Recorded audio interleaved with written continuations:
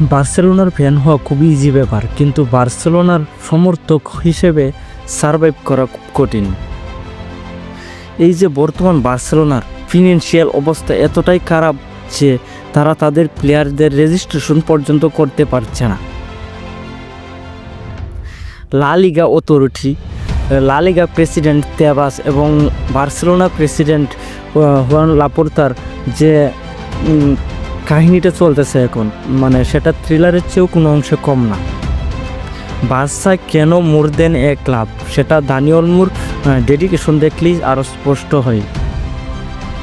Club তাকে registration করতে পারছে না, সে প্রি এজেন্ট হয়ে যাবে জেনেও সে অন্য কোনো ক্লাবের হয়ে খেলার বিন্দুমাত্র ইচ্ছা প্রকাশ করছে না, বরং সে জানিয়ে দিয়েছে যে সে শুধুমাত্র বার্সেলোনার হয়েই খেলতে চায়।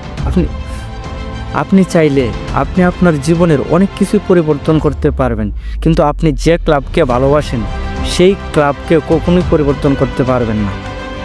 এজন্যই ফুটবল এত ভয়ঙ্কর সুন্দর।